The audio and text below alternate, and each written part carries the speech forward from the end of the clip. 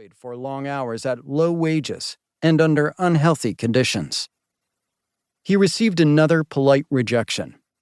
He didn't mind being a little annoying, obviously, and kept writing back. And after 7 emails from Nike, Jonah made one final request. Could you please send me a color snapshot of the 10-year-old Vietnamese girl who makes my shoes? That was the end of his correspondence with polite Nike customer service representatives. Jonah was pleased with his prank, and, in particular, the line about the Vietnamese girl. So he put all the emails in order and submitted the exchange to Harper's Magazine, hoping he could reach what was then the pinnacle of success and attention for something like that. The Harper's Readings section, a monthly, print compilation of odd and timely documents. The magazine declined, so on January 15th, he forwarded the email to 10 friends. Some forwarded it from there. It was the kind of slacker anti-corporate joke that hit at the complacent end of the Clinton era. On January 17th, Jonah's old roommate from New Orleans, Tim Shea, put the text of the exchange on his personal website, something people were starting to call a blog. Then bigger websites, like Metafilter and Slashdot, picked it up. Over the next few weeks, the email traveled from inbox to inbox, a catchy little corporate protest. Pretty soon, Jonah was getting emails from newspaper reporters and then a booker for the biggest morning television program in America, The Today Show.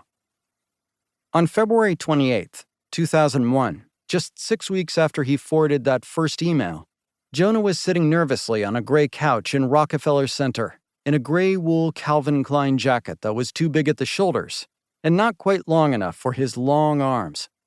He had no real idea where to look or what to say, but told Katie Couric that he'd read some bad things in the newspapers about Nike's labor practices.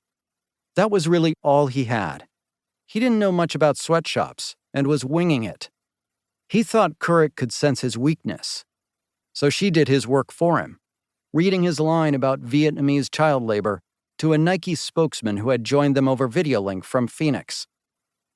The spokesman, too, was trying to make the best of it, defending his company's labor practices, while thanking Jonah for calling attention to Nike's foray onto the internet.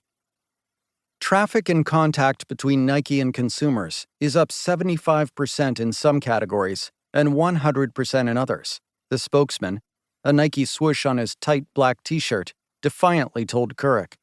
There's certainly more awareness of the fact that we personalize shoes. Couric thanked her guests and moved on to the next segment, an interview with Spin City star Heather Locklear. Jonah walked off the set feeling like an imposter. He wasn't studying economics or international relations or labor at MIT. He didn't know anything about sweatshops. What he was studying was the same thing the Nike spokesman had fixated on. He knew about traffic. As it turned out, Jonah would devote his career to collecting it and quantifying it, immersing himself in its patterns and in its power, which could equally hold Nike to account over its labor practices, or just sell sneakers. Traffic was, literally, just the record of the request your desktop computer made of the computer hosting the article you were reading. When one of Katie Couric's producers visited Tim Shea's blog, that visit counted as one view, the elemental unit of traffic. But traffic, Jonah was among the first to discover, wasn't merely mechanical. Traffic was human emotion, human psychology, desire and curiosity and humor. It was easiest to see this sort of pattern when you felt like an outsider, an alien. Jonah sometimes looked at behavior the way the linguist Noam Chomsky, an MIT professor, looked at language. Chomsky wrote about how a Martian anthropologist would look at humans, and how simple and uniform our speech would look through alien eyes. Jonah had been making a study of humans since kindergarten, when his mother, Della, had enrolled him in the Oakland public school system. He was a happy, gregarious little kid, the kind who babbled away to puzzled friends about the polar ice caps. The first day of kindergarten, his dad moved out. And as that year went on, Della noticed that something seemed a little wrong.